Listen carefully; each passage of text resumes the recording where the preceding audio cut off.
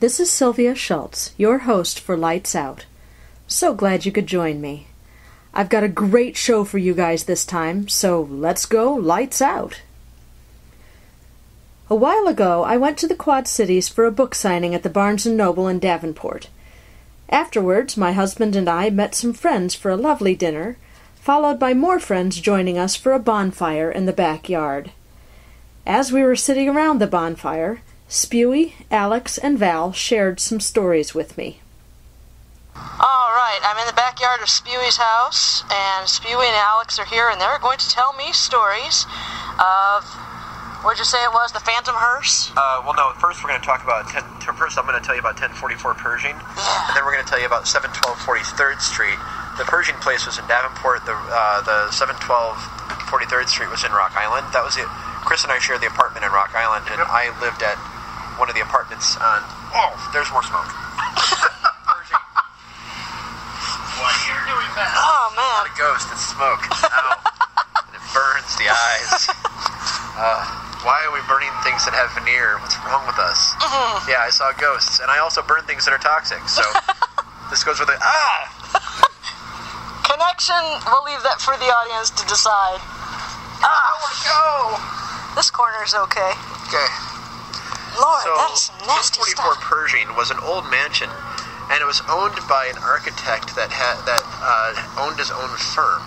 And it was a really neat old building. It was this giant gray stucco building, and they had chopped it up into apartments. And the neat thing about the place was he had designed the house as a showcase.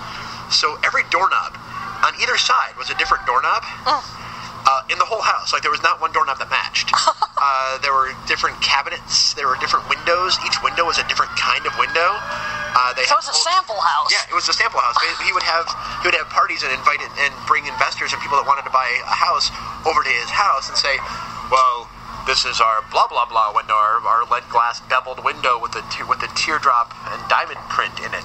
And if you'd like to know what it looks like at sunrise, well, this is what it looks like at sunrise. Come on over.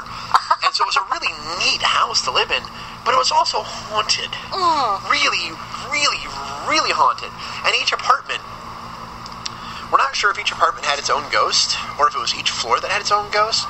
It seemed like, because I lived in apartment 4, my friend Eric lived in apartment 5, and he lived across the hall from me. And we both had the same problem with one ghost that Eric referred to as the gentleman.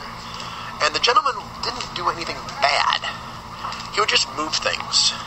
Like your car keys. It was always men's stuff. He would never touch women's stuff, because my girlfriend would come over and her stuff never got touched. But it, like my car keys, my wallet, my pager at the time,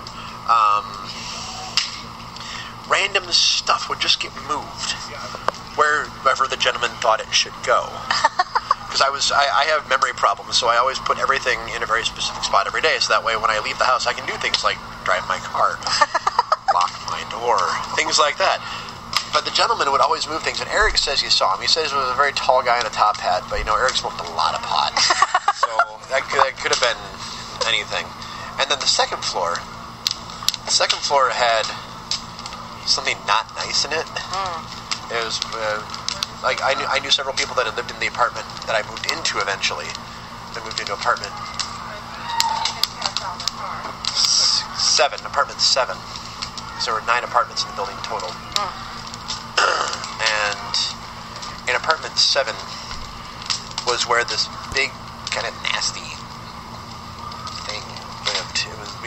Everybody referred to it as the Jabberwocky. For lack of a better term. Like, sometimes people would see, like, big glowing eyes. They would knock things off the wall. Oh, jeez. Like, if you had... I had a curio shelf on one wall, and it would knock things off the wall. Like, they would knock the whole shelf off the wall. Or it would just knock individual pieces off the wall. You'd be sitting in your living room, and pieces just go zink, toosh, and fall off and break. It was the weirdest thing. At first, I'm like, well, that's odd. I wonder who I would share a wall with. And I went to the other side of the wall, and I was thinking about it. I'm like, well, that's my foyer. And I'm the only one in the house. Okay. But yeah, this thing was creepy, and it would, like, the room was always darker than it needed to be. And, like, even when you turn lights on, it wouldn't light up, right? And the only time it was ever fine was during the daylight hours. As soon as the sun went down, that place was just, that room, that apartment in general was just horrifying. I did not like being in there. I came home one night and found my room. I had gotten a roommate, and I found him sitting on the couch, shaking, just quivering and freaked out. I was like, what's wrong? I thought he had a bad trip or something, and he was completely sober. Just freaked out. I was like, what the fuck is in your apartment? What is in your apartment? Oh my God, what is in your apartment? I can't live here. And he moved out. Because it was so bad. And he didn't even believe in ghosts. I told him we had ghosts, and he didn't believe it until he saw that. He's like, and I'm out. No. And off he went. Never saw him again. Jeez. Yeah. And yeah, that was most of the ghosts in 1044 Pershing. Those are the ones that I had experience with anyway. I heard that there were like 3 or 4 more ghosts that lived there, but I never saw them. And we're fairly certain there was some sort of like other thing in the basement. Jeremiah lived in the house in the house with us too. Oh, okay, cool. Jeremiah We're telling ghost stories. Jeremiah was the one that got choked by a ghost. Yeah. Oh. Yeah, like handprints and everything.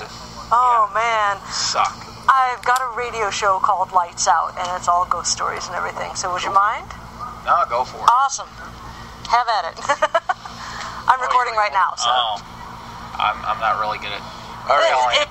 It's so okay. the reason being because I was the recipient and And you sucked. were asleep. And I was asleep. Oh, jeez. No, we were. Well, Yeah, it always happened when I was asleep. Yeah. Oh, man. Yeah, the That house was we a lived bad in night. was really, really haunted, and it had started off with me and Michael and Sandy, and it was weird because when I first moved in, I felt very comfortable in this place, like immediately comfortable in my room. I was like, I really like this room. All right, and I moved in, and I brought all my clothing in trash bags, and then I realized, oh my crap, I have no hangers. Oh, I love this story. I was part of this story. You were part of that story because you were hanging out at the house that day. I was helping you move in. That's right, you were. I remember I came downstairs and I'm like, hey Al, did you have any hangers? Because there's none in here. No, you're like, I think I got some hangers down here. And as I walked back up, You opened the closet door, which I had opened before because I had thrown a bunch of my clothes in there on the floor. Yeah. There was like 600 hangers, old, heavy-duty wire metal hangers, and I was like, oh, Sandy must have given me some hangers. That's cool. Hey, Sandy, but thanks it was like my whole closet was full of hangers, like wall-to-wall hangers. Yeah, it wasn't, all over the place hangers. It was just a nice solid from one end of the wall to the other end of the wall. I'm like, I don't know what the hell he's bitching about not having any wire hangers. Somebody's been drinking again. I'm not. And I was, and Chris like, Alex, you got plenty of hangers. I'm like, no, I don't. Oh, hey, Sandy, thanks for the. I didn't give you any hangers. Mike, thanks for the hangers. I didn't give you any hangers. Okay. Thank you for the hangers, house. I appreciate the hangers. They're very nice, and they were like the heavy duty, sturdy. Yeah. Like they weren't like the crappy ones you get from the dry cleaners They weren't- nowadays. they They were weren't- they were heavy. They weren't Oh, it wasn't expensive. like the ones like people early in the SCA used for chainmail. Yeah, like they were seriously heavy duty hangers. Yeah. Like obviously store bought, but there's a lot of them too. And then other things would happen. Like I'd come into the apartment, and that was when I was working a job where I got pretty smelly at work. So I'd come home and take off my work clothes and throw them on the floor, and then throw on whatever I was going to do to hang out and go and do whatever. And I would come back up to my room later, and my shoes would be sitting very tidily by the door with the socks folded up on top of them, and my clothes would be in the hamper. You had the best ghost ever. My ghost was awesome. My room ghost was the best ghost. I loved my ghost. You get into these stories after I get out of these stories because you're the third person to move into the house, which means you're not there yet. I had great experiences in that room. That room loved me, and that ghost loved me. She took care of me, and we think it was the nursemaid. But yeah, it was crazy. And like at night, you'd hear. Well, hold on, because this is my part of the story. So I move in. Michael moves out. I move in. And my room was obviously the one that had the kid in it. It was the middle bedroom. And you'd sit there at night and you'd hear him, playing like handball up against the wall. Thump, thump, thump, thump, thump. And it'd be like, shut up, I gotta be up. And it'd stop. And it's like, thank you. So, and then my favorite was you'd hear him running across the ceiling. With the dog. He'd be up in the attic. Yeah. Thump, thump, thump, thump, thump. Skitter, skitter, skitter, skitter. Dog chasing the kid. Skitter, skitter, skitter, skitter. Thump, thump, thump, thump, thump, thump. Kid chasing the dog. Yeah. And this would go on all night. Yeah. And you'd just be like, okay, guys, seriously, I gotta work at 6 o'clock in the morning. Sorry. okay, and you go to sleep. and it wouldn't happen. And sometimes the Did you hear a voice saying sorry? No, Oh, okay. but we heard the thump, thump, thump, thump. And I was like, the first time I heard it, I was like, oh, fuck, we got raccoons. Raccoons don't generally have that heavy of a footstep. But, yeah, I don't want to see the raccoon that has that heavy footstep. That's a big raccoon. So we should back down. It kind of is calmed down, like, ouch. And, so there was that one. And then the kid would also, like, stand at the top of the stairs, and you could see the kid. Like, pretty much, He was pretty much visible. Like, you couldn't see him if you looked directly at him, but, like, if you were just coming up the stairs and he was there. Even after I moved in, you could the see. kid was fine. And I'd be laying in bed. Because he'd stand at the top of the stairs wrapped up in a blanket with it over his head, staring down at you. You just see him, it looked like he was wearing a little cloak or something. Yeah. He would also, him and the dog would, like, climb into bed with me. You know, it's how when you're laying in bed and somebody sits down in the bed, you kind of roll down to it. Yeah. So you'd roll down. And then you go back. And all of a sudden, I felt like a heavy petting, you know, I'm like, okay, Sam, all right, you're a good puppy. Sam is my parents' dog's name at the time, which didn't live with me. I should probably make that said. At that point, I also, realized that my parents' dog wasn't living with me. And I'm like, oh, that's kind of weird. Oh, he seems to be sleeping, so I don't know, whatever. I know we don't generally have the same attitude towards ghosts as probably many of your other people, but it's just kind of like... I think it's wonderful. I don't really mind them that much. They're all right. See, the thing is, we don't mind them... Well, we're about to get into your story. We don't mind them if they can play well with others. Yeah. However, we also had something in this house that was very... very nasty. Very rude. And when I moved in to the house, I'm standing basically in the hallway, right outside my bedroom door. I'm looking... He's talking to me. Yeah, I'm talking to you. He's leaning up against the wall to the stairs of the attic. Okay. And I can literally see 1900s. 1905. Basically a big guy, and you can tell it's a brown suit, and it's big, and it's dirty. You know, not cold dirty, but just kind of like dirty. Yeah. And a boulder. And he walks up, and as soon as he gets to the top of the stairs and makes that turn, I look at Al, I'm just like... Stepped into his room and shut the door. I'm like, Actually, I didn't shut the door because it was one of those things where it was just like, as soon as he entered the room, I don't know, he couldn't get into that room for whatever reason. It was a safe zone, and you could just go back, and it was kind of like I'm like, he can't make it across. And I'm like, you could almost feel him pass, and then he liked to sit in the corner next to the bathroom. And we used to have parties. We used to have wonderful parties. And the thing is, the light should shine all the way down the hall, and but this one spot was ended always dark. Always dark, and people would come up. We put a lamp there, and the lamp would burn out. Yeah, or it would just be dark. My favorite is people would go, hey, where's your bathroom? It's up the stairs, and it's at the end of the hall, and you hear thump, thump, thump, thump, thump, thump, thump, thump, thump. I'll pee outside. And it's kind of like, don't blame you. Even if you took a flashlight, and you shined it in the corner, it would dim. Yeah, it wasn't like proper light. He wasn't happy. And now we get to Jeremiah's side of the story because he had lots of run-ins with them. Yeah. I don't know what you did to piss off that ghost. Dude, I didn't do anything. All I did was move, and I think Greg did something. Yeah. Well, I wouldn't He was doubt the that person Greg who did was something. living in that room before I moved in. Okay. First it was me, then it was Greg. Then it was you. Yeah. I was always the middle bedroom. I was fine with that. So tell me your stories. I just pretty much moved in and You weren't even there more than a week. it was about a month. Was it? It was about a month. It was shortly after I got all the lights put up. Oh yeah, your black lights. That's a story. That's not even a ghost story in itself. That's just a horror story in That's the itself. scariest part, really. So, you know how...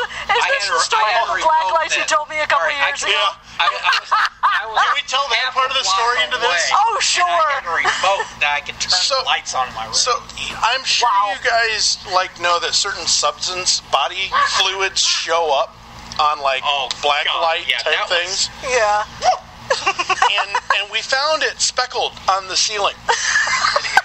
And a handprint. And of course, I put my hand up to it because that had been my room originally. I'm like, well, maybe no, that ain't my hand. Superman cum this boy had. I don't know. Everywhere. It was on the walls. And the thing is it's like, well, what about? And I'm like going, no, I knew Greg, and I knew where his bed was, and I'm like going, so icky. yeah, I never even put my bed right up against there. I had my bed over here, and Al is allergic to fleas. Actually helped me scrub the wall.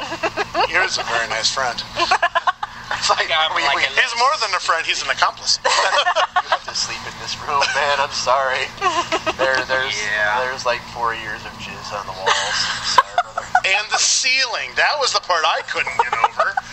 Yeah, that was pretty amazing. That's like, really? But Jeremiah had been living in that room for about a month. Okay. And one night we're all asleep, and we hear this, what the? And we're both out of bed. And we're like, what the hell? We think that he's having like a seizure because we know Jeremiah. We've known him for a while, but we're like, well, he's never told us if he's epileptic or anything like that. We're like, what the hell is going on? So we go trucking down the hall into Jeremiah's room, and he's like, we're like, what the hell? And he had a handprint on his neck, like a visible handprint on his It freaking didn't bruise neck. up or anything, but you know how you sit there and The redness you get that in between the redness? fingers. You can see the red marks. Yeah. Wow. That's It was like crazy. Because he was a creepy, bad old man that used to live in the corner. We knew he was a bad, icky man. So that ended, because it did happen a couple more times. We had some friends that, basically claimed that they could talk to the spirit world. And we were like, okay, Deb, go on up, see what you can do. And we're talking with her husband, and she's doing whatever she's doing and stuff We don't like care that. if they stay here, but they got to play nice. Yeah, and he's not playing nice, and somebody needs to talk to him. And I guess as she was talking to him, he started to strangle her. And she goes, if you're close enough to strangle me, you're close enough to grab. And the next thing we know, she's kicking the door. She's going, open the door, open the door. And I'll tell you this much. It was like static electricity. As soon as she took a step onto that front porch, every hair all over the place. And she walked across the street to where the church was. And she went into the corner. And she goes, she just put, did a light tap onto the corner of the church. It literally sounded like a whip crack across the street. Yeah. Then she comes back across and goes, they're the goddamn church. They're paid to deal with this shit. He's their problem now. Wow. I said, all right then.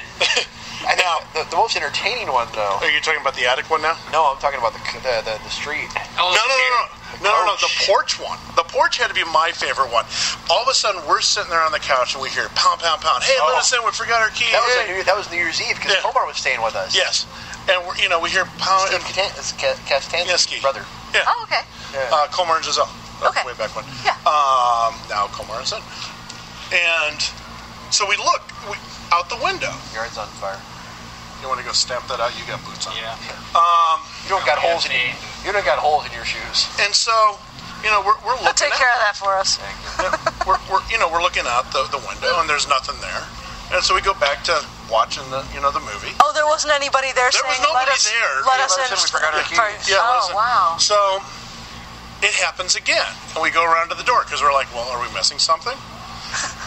and Did Al knock on the door and then pass out in the bushes? well, he's sitting next to me on the couch, so I'm pretty sure it's not out because he's sitting next to me. I was trying to kill myself with liquor that time. So my favorite, me and Al are walking away from the door, it happens again. Al turns around and goes, "We're full. Go away." And he looks at me and goes, "If they can't get in, we're not letting them in." Yeah. There you go. And I I'm think like, that's very sound. That's very reasonable. That's good logic. My mother would be proud. And and funny the thing is, we never heard it again. So it was kind of like, obviously they went, that is rather logical. We should go find somewhere else. Now, our favorite story of the house involved me and Al. I get home one night. I don't remember, was it one of the nights I was skipping work, or was that the night the building caught on fire and where I The worked? building caught on fire. And exploded around me. Because he came home and I was like, what the fuck are you doing home? Hello, he goes, you get fired? I'm like, building exploded. I'll get you a drink. We're having scotch tonight, then, are we? Sounds good. It's like 3 o'clock in the morning. It's November. It's a lovely night. Kind of like tonight, but a little bit cooler. So we went out, and I was a heavy smoker at the time. And I'm talking to him. My back is facing away from the hill, where the street that's going up onto the incline. And so I'm talking to Al, and as I'm talking with Al, I notice that Al's eyes are getting a little bit bigger, and he's concentrating on looking at something, and I'm like, whatever. And then he just kind of stops and is really looking at something. I'm like, well, I don't want to be hit by a car, so I'll turn around. And what he sees is this kind of, was it palish blue, haze, greenish type of aquamarine? Blue, hazy coming down the hill. And it was this horse-drawn carriage, which we found out later. On the horses and everything. We found it was living like 2 blocks down the opposite way was an old funeral home. Oh, that's around the turn awesome. of this century. The best part was that as it came down the street, not only did we see it, the street changed to what it was 100 years ago. Like underneath it was like cobblestone, like the old brick houses that weren't there were there. Houses that were there were different. And it passed, and I looked at Alan and I went, time for bed. and he went, time for bed. And I was just glad that somebody else had seen it that night, because I had seen it before. And I just, because I smoked outside, because I didn't smoke in the apartment. And it was one of those things where I was like, huh, well, that's a hell of a thing. Oh, that was, you guys weren't the only ones to see it. I saw it. Yeah. Because one of those parties we had late night, and I was still up. For some reason, I could stay up sometimes. So there was about 2 other people. We were all sitting out on the porch, and we were sitting there talking. They're like, by the way, did we just see a horse carriage? Time for bed. I've seen a horse carriage.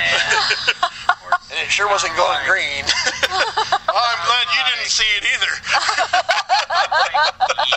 Yep, and it's about, between, 2 and 4 in the morning? Huh? Yeah. Happens. Good. I'm not crazy. I'm going to go back. All right, get some Fruit Loops. Here's the thing is that if you actually look up ghosts stories or stuff in Rock Island, that's actually in a book. Yeah. The carriage is in a book. So. I didn't know that. Same found that. Hey, look, it's the street you lived on. Yeah, I was witness of that. Damn thing all the time. It was primarily in November, though. Because usually, I would come out every night and smoke, and I was an insomniac. So, and I worked second shift, so I'd come out and be like, fucking carriage. It's time to go to bed. You only ever saw it go one way, though. Yeah, it only came down the street. Yeah, but it went always going back to the funeral home.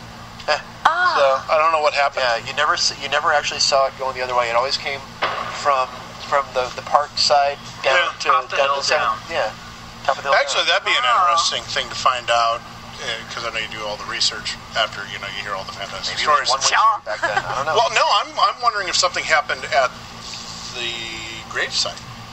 Or coming back from the gravesite, because it always was going, and it was always towards the river. It was always late fall, but it wasn't October. Yeah. Actually, it might have happened a couple times in October, but never around Halloween. It was kind of like it happened in the warm weather too. Yeah. Yeah. Because you just feel like, oh. Now, did you talk about the one that was up in the attic? Which one? We haven't talked about the attic yet. God, it was great, because and Alex was the kid in the dog. No. It happened with you first, and it happened with me a couple times. You'd have your hands full of things. You'd go to the attic door. You'd turn the doorknob, and it only happened when you had your hands full, and the fucking doorknob would come off. Yeah, the doorknob would come off in your hands. And then you'd hear this high-pitched laughter behind you, like, very funny. Leave it alone, you little shit. But it wasn't the kid. You knew it was something else. It didn't. Oh, yeah, it was definitely something else, because it happened to me, too. We forgot about what the house did to Greg. The house hated Greg.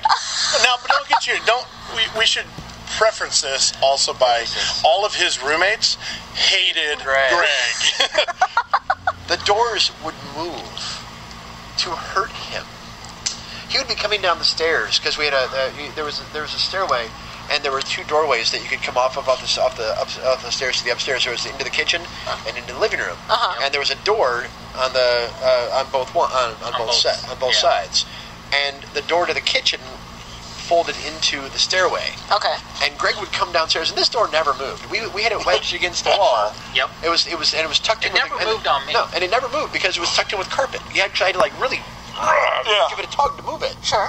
But the house hated Greg, house and it made it tougher. The door would move just so it would slam him in the shin, the head, the shoulder, the knee, the toe. Always, he actually broke his toe in that house on that door. More than he broke his big toe on it, and he got injuries. Things would happen to him all the time. Things would fall on the stairs. Things that weren't ours. Random things. I mean, it was obviously like, it was something that could have been ours, but it was like, that's not mine. I don't know where that sock came from. I remember coming over one time and there was an actual knife on the stairs because Greg went to go upstairs and then he stopped. And he turned around to go get something else, and I went to go up the stairs and I'm like, who the hell's leaving a freaking knife on the stairs? Yeah, it was a steak knife. Yeah. Yeah. Not one Greg of our was steak knives. Yeah, I mean, he's fine and all that, but he was just bad. It's kind of a tool. But yeah, the house would abuse him. Yeah.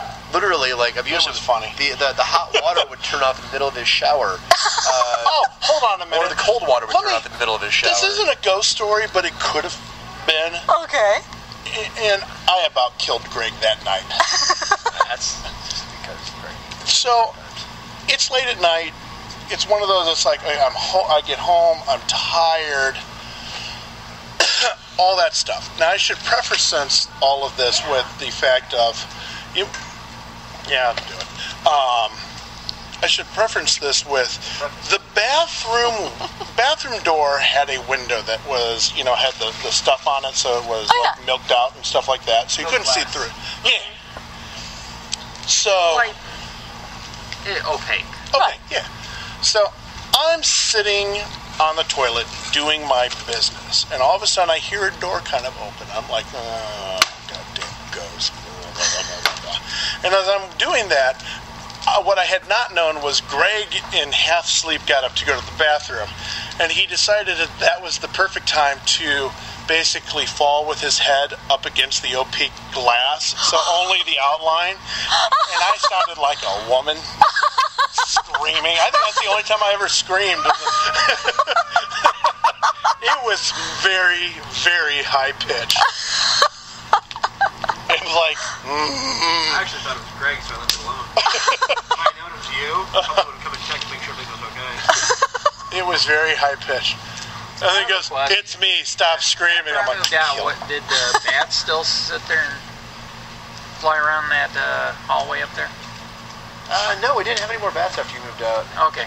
Yeah, they didn't have a problem with bats until I moved in. For some reason. And we don't know where they would just show up on the wall. Oh, wait, no, because we all moved out at the same time. No, I moved out before you guys. Right, that's right. Because after you moved out, Dimitri moved in. Yep. Yeah. We had bats that would just show up on the wall, just chilling out. Down by my room. Yeah, down by his room. Yeah. When I moved in, and then when I left, they all went away. That's crazy. Yeah, the house was the house was great. Sounds like it. Yeah. I was gonna say that's the whole thing about. Other than the one ghost, it was great. I think that's it. It's pretty much haunted houses. You always get a certain viewpoint, but if you've got a different viewpoint on it, and you kind of just gonna it's like, well, if you're not really bothering us more than what you're bothering us, we can all pretty much just live here in harmony, Sure. Yeah, live and let live. I don't know if that's really quite the right statement to stay here, but although the nursemaid would refuse to clean if you referred to her as a maid. Right. It was a nanny. Yeah, she was a nanny. If you referred to her as the maid, your room would not get clean. And actually, she never bothered cleaning my room. She cleaned my room. Yeah, well, that's because you were really tidy. She followed him down to the other end. I'd love to hear to Mike and find out what was in his room originally. I don't think Mike ever had any problems with ghosts in the house. Probably not. But it's Mike, and he's creepy. And ghosts don't tend to bug him because they go, "Oh, we're sorry." Oh, we didn't realize that was you. Have a nice day. I'm very sorry, Mr. Cushing. Yeah, it was a crazy house to live in, but it was fun.